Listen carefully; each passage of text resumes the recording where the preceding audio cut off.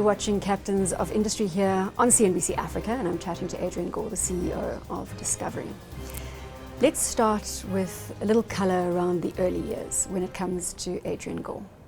Well, I had a fairly kind of linear upbringing, a very kind of traditional upbringing with parents actually quite eccentric, which I think did shape me. Parents that were very obsessed with education, not really business focused, in fact. Your parents were academics? They were. My father ran a small business, so there was an entrepreneurial, how can I say, theme in the home. You know, so we spoke about business all the time, issues with it. But he was pretty clear. Listen, if he never had children, he'd be at university full time. And in fact, he continued to do that to his 70s. Did an MBA, did a BSc. He's done a tour of the campus. So I kind of grew up in a home that was focused on education and knowledge. Not business, although it was there, it was kind of ever present. And my mother is a very liberal left-wing, does not trust business at all. So we had this tension in the house around morality, social issues, and I think that shaped me in many ways. Did you know what you wanted to be? No, not really. I mean, I was always mathematical. I enjoyed that. I did enjoy the sense of business from kind of high school days. So the actuarial route appealed to me. But frankly, at the time, did I know the detail of what it would mean? No, I didn't. You went to university and you studied actuarial science. From there, your first job to Liberty. I went to Liberty, spent 6 years there. I found it amazing. I mean, I had a hunch of what an institution can do with scale, but I found it quite intoxicating, you know.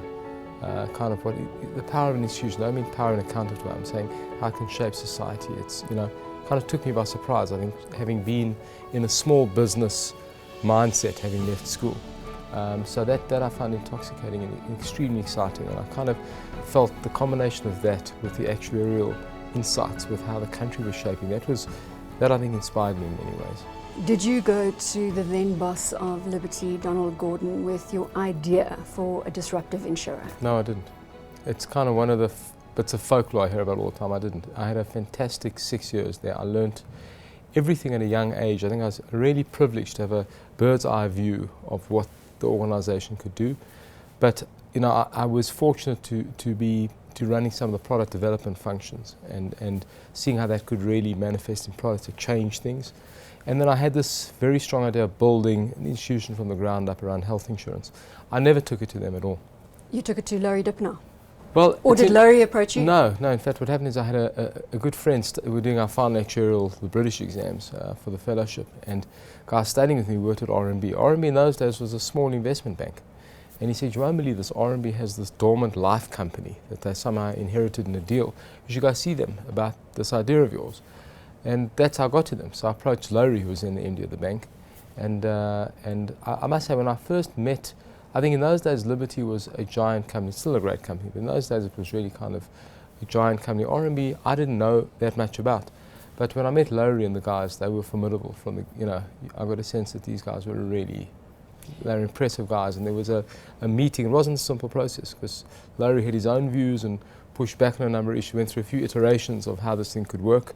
But that's really how it got going, and it was, I think, a stroke of luck that I ended up, you know, kind of meeting Laurie on his ascent as well in many ways. It was just good timing. How quickly did things unfold from that point? Things unfold, I'm trying to think. The timing was, I approached them late 91. I got going in February 92.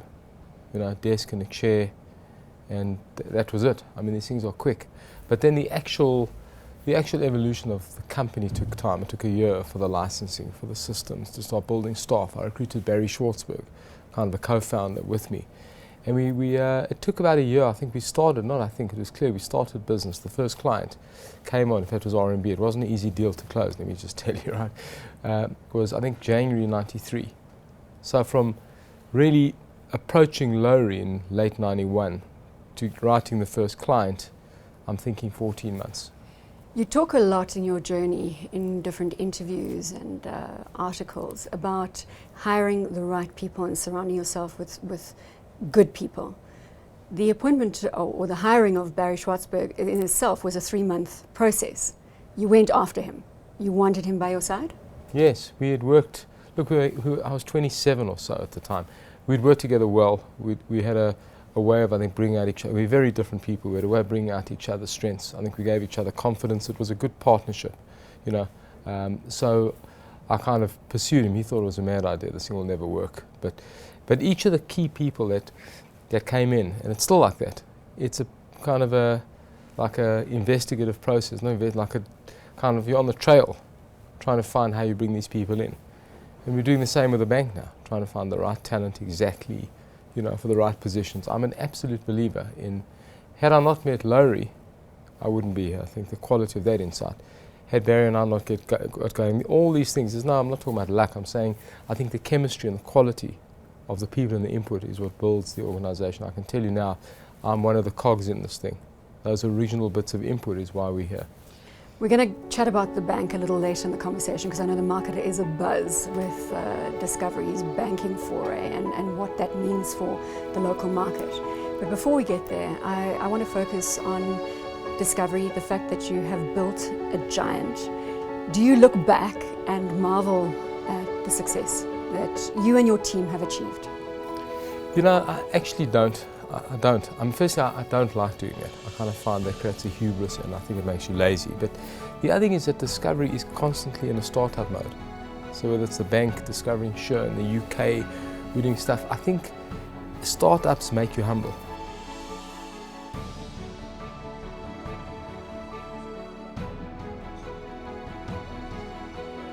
You see yourself as a social disruptor. You see Discovery as a social disruptor. Yes, I do. I think that I kind of feel strongly the industry we're in has a very important social role. But the thing that we've kind of learnt is that we're one of the only entities that monetizes health and mortality. You with me?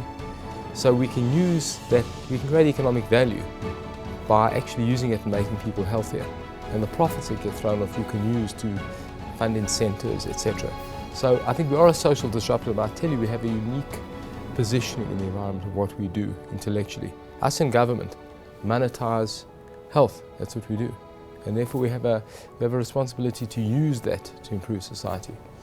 In Discovery's 23-year history, you have gone to the market 3 times for capital, most recently in February 2015. Again, it was to take the majority stake in your UK operation, which is now Vitality Life, and then also Discovery Card transaction. Give me a little clarity as to how things have gone. They've gone very well. I mean, the UK was a JV with Prudential that we've been busy with for a number of years.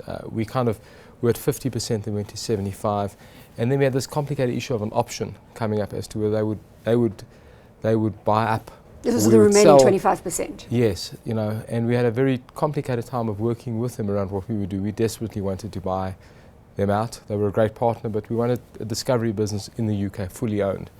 And so that's required capital, not just the purchase price. You know, we've been using the Prudential's balance sheet, so that's required capital to have its own license, its own capital base, etc. So that required capital, and then the card itself is the foundation for the bank. So that's been a great JV with FNB. We've actually done I never foresaw this at the outset, but it's interesting that our business model is inherently based on partnerships, you know, whether it's FNB or First Rand, whether it's the Prudential, whether it's AIA in Asia. But those 2 partnerships have worked well, and so the bank and the UK have been pretty central to us. Both are pretty capital heavy. Most of what we do is quite capital light. These are 2 capital heavy ventures, and therefore the rights issue. How they've done, I think, remarkably well. Vitality Life is now in the 2nd place in the UK in terms of new business. Quite remarkable. And the rebranding, you actually took you did a whole rebranding. Yeah, that was our biggest, I must say, that was, I think, our board's biggest concern, is how you get off the Prudential brand, which is an unbelievable brand. It's like kind of quasi-government in the UK, and how you have your own brand. But we actually took a painful decision not using the Discovery. Did you expect to fall off in business? We actually modelled a kind of a shock lapse rate. In other words, there'd be some lapse in the book and a retardation of the new business flow. But in fact, nothing happened like that, quite the opposite. We've done remarkably well. But our guys did a great job. Neville Cooper, Herschel, Mayers did a great job in the UK of building the business, the brand itself. I mean, it's amazing. We use this Dashant. I don't know if you've seen this little Dashant, who's the caricature of the lazy society being dragged around by by his owner to do healthy things, always moaning. The sales of Dachshunds in the UK has gone up, incidentally. There's a press article about it. So we've done very well, but it was a painful decision not to use the Discovery brand, but to kind of move to Vitality, given it was received so well in the UK. I want to chat a bit about potentially one of the biggest opportunities for Discovery going forward, and that, of course, is Ping An in China, the JV that you are operating in that territory. A lot has been made of China in the news of late, the slowdown, etc. I'm assuming that the health insurance business in China is relatively defensive. It's interesting because it's only just forming. So it's not an industry that's there like here, where you have medical schemes and it is defensive. People do it's almost a tax here. It's not like that there. You've got a massive healthcare spend. Half of it or so is out of pocket. So it's a natural insurance market, and with this rising middle class, people are demanding more. So there's an absolute case for health insurance, and that's what we're seeing. So we've got this fantastic partner in Ping An. We've built with them Ping An Health as health insurer, and it's about how we sell that product through their channels to get to scale. I don't think it is defensive. I actually think it's kind of a one-way bet, health insurance. You can just see it coming up. So I think it's a given. I think the question for us is, can we capitalize on it? You know. So it's all about the distribution model. It's about how you work with our partner, with Ping An. It's a distribution model. There's a lot of change in regulation. There's now tax preferred health insurance product, a bit like here, where you have almost guarantee issue and certain pricing restrictions. So these things, as markets evolve, you get regulation that changes things. At the moment, it seems directionally incredibly strong. You know, the growth has been absolutely staggering. The quality of the business is really good, but it is a complicated environment. So we've been quite careful to be, how can I say, cautiously optimistic about what can be achieved. Do you spend time on the ground in China? I do, but my role there is more working with our partner, you know. Chairing some of the committees, working with him. We have a fantastic relationship with him. I'm not hustling on the street for health insurance. You know, it is so different. Barry actually is very involved. I spend time there. But we've got a CEO of Ping An Health who is really, really impressive. So it's a very good team.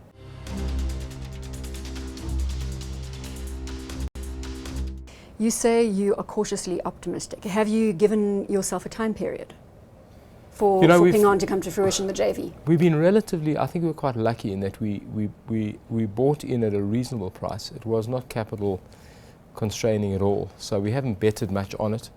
And the actual operating losses as it grows is relatively modest. So because of that, the sense is, I think, between us and Ping An that there is a balance between profitability and scale. At this stage, I think we are both thinking about scale and quality, not trying to get to profitability. So when you say give a time frame, you know, the team now is doing 1,000 cases a day of new business. That's a lot in the individual space. That's a lot. So they're moving at a rapid rate. I think we'll cross R1 billion RMB this year of business. So in terms of a time scale of new business, I think we can tick that off. We're comfortable. Time scale of profit, I don't think we should be driving profit at this stage. I think it's the wrong call. The losses are too small. The market's too big. I think we need to focus on quality investment, infrastructure, and that's where I think we're focused. Coming back to the local market, we know that South Africa is a relatively tough operating environment at the moment. But by all accounts, you are still holding your own, despite the economic woes. Is there a secret to operating in what is a tougher landscape than has been for a while? Well, it's not listen, I think there are trade-offs in every market. If you're in the US market, it may be economically strong, but it's incredibly competitive. There are trade-offs everywhere. So I don't have this sense about South Africa. It's a tough market. I think we're now going through much more difficult times, and that might get worse, and I hope not. But I mean, I think we keep focusing on our model, make people healthier, learning how to blend Vitality into the pricing of health and life insurance that gives people real value and gives them incentives to be healthy. And we're finding the more of that we do, the better the business does. So, I mean, I think people underrate South Africa's scale at their peril. You know, if you look at our markets, how big they are, they're not small at all. I know we partner some of the biggest in the world. Discovery Life's new business is impressive by any standard. So if you look at General in Europe in certain countries, or AIA's markets, we are doing a lot of business. So my sense of it is, I think it is tough, but I think that if you meet customer needs, you tend to grow. And I think the markets we're in are fairly defensive, the things that we do. You know, these are not things that people easily trade away. So within a confidence band of reasonable performance, I think that we'll do well. I've never been a believer in blaming the economy for bad company performance. I think it's just bad management. Bad times bring opportunity, perhaps. There's no doubt. I mean, assets are underpriced in bad times, but certainly I think people are distracted in bad times, and that's the time I think to invest. There's no hubris. I just kind of feel you've got to keep focused. Let's talk a bit about how you managed to sweat the database within the Discovery fold. And by this, I mean, I take myself as an example. I've long been a Discovery medical aid client. Recently, I migrated my entire life insurance environment. The car element that you have in terms of driving safely. I've got one of those little discs in my car. So I think I'm one of those typical people who kind of sees the influence of Discovery into every angle where I might have been with competitors of yours.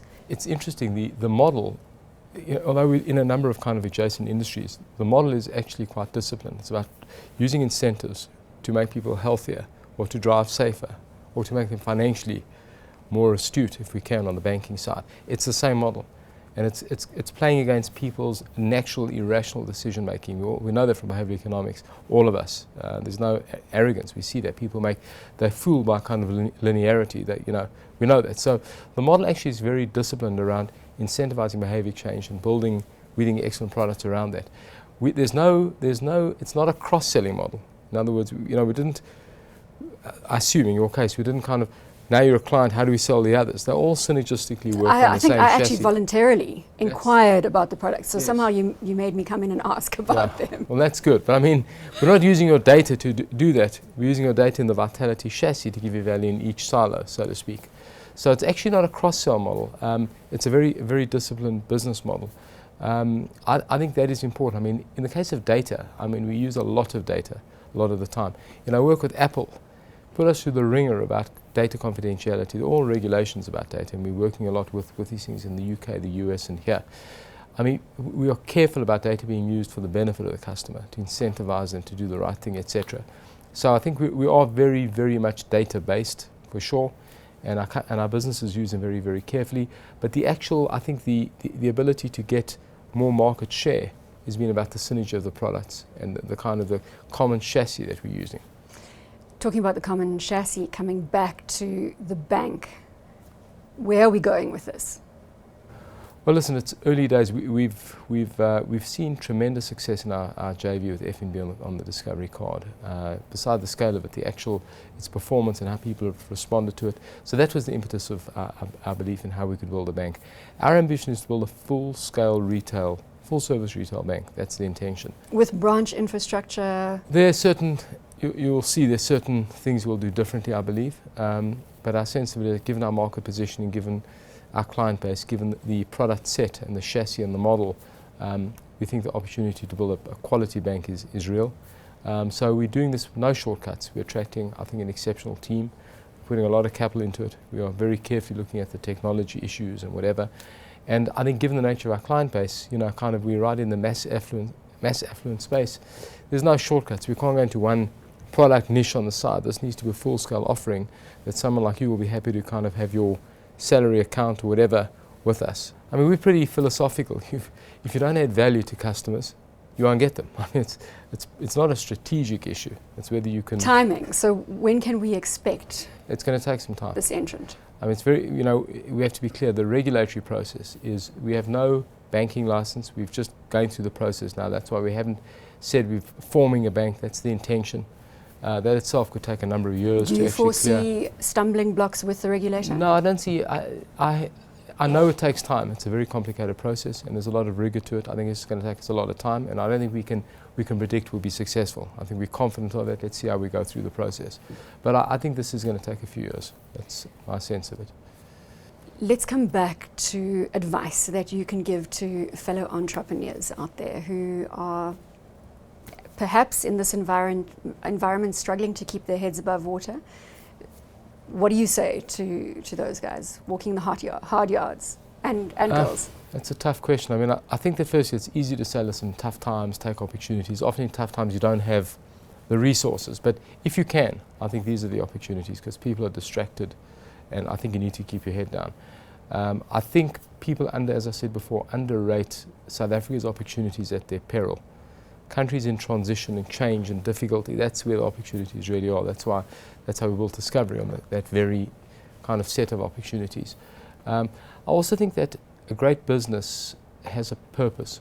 It's not just about money. Not to say that money is not important, but I think unless you have something special to offer to society, I think you can get going, but I'm not sure you can really scale. To really build a big business, I think you have to have something that society really wants and needs, and therefore I think goals and vision are important. But I'm a believer. You ask me, the most important attributes of success are things like being positive. I think it's critical. It talks to this, the ability to set goals, the ability to be urgent and to get things done. But you've got to have a sense of purpose, I think. Balance, keeping healthy. I mean, those elements have got to be at the forefront of your life. Well, balance is, I'm always skeptical about that term balance, because balance is relative to what? What are you optimizing against? In my own life, I've kind of chosen building Discovery in my family. That's what I do. I do it obsessively, right? So I focus on those two things. But many would say that's great balance. Yeah, I think it is a good balance. But I think if you're thinking balance is 8 hours work, 8 hours play, 8 hours sleep, you'll have a good life, but you won't build a great business. A business, I can tell you about Discovery, but I think they'll take the life out of you. You have to be on the job 24 hours a day, thinking about it, dreaming about it, lying in the bath, what opportunities there are. If you're not doing that, I don't think you can build. So I'm not a great believer of balance. I'm a hard worker. I believe in that very strongly. But I think you can balance against what's optimal to you. You've got to optimize against your set of priorities. On the issue of fitness, I actually think that's a non-negotiable.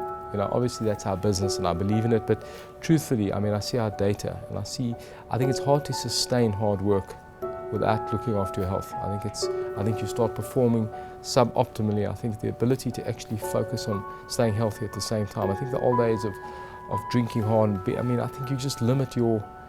So if you're really serious about success, ironically, I think you need to balance out the health issue. Now, I don't think it's that hard. I think good sleep. I think a bit of intense exercise. So when do you wake up? When do you fit the exercise in? Early morning. A bit of both, but I believe in short, intense. So I stay fit on literally 10 minutes a day. I hit the treadmill. I go very hard when I can. A very quick routine when I'm in the office. That's how I do it.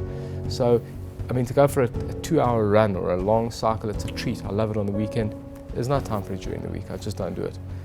But I think you can stay remarkably fit in a very, just run the stairs twice a day in the office. You'll be okay. Do you get stressed? I do get stressed. There's certain things that do stress me, but I've learned I'm a good compartmentalizer. I keep things in compartments and I manage them very carefully. But I'm actually exuberant. I'm an optimistic person. I'm kind of happy about life, so I don't get that stressed. So look out 10 years from now. You told me you don't really spend time looking back and reflecting on the success. Do you look forward? Very much so. I'd like to see Discovery globally the best in its category. In fact, not 10 years, 3 years. Right, best is not biggest. We've kind of articulated what best is. It's an incredibly audacious, ludicrous goal. I think we can achieve it. Fortune rated us one of the 50 companies changing the world. It's amazing. I think our reputation is better than we are, frankly, at this stage. But I do think that our model is so applicable. I think we can make tens of millions of people healthier through the incentives of better products, and I'd like to see that quite quickly. Adrian, I think that's an appropriate place to end our conversation. Thanks so much for your time. We've been chatting to Adrian Gore, the CEO of Discovery, and you're watching Captains of Industry here on CNBC Africa.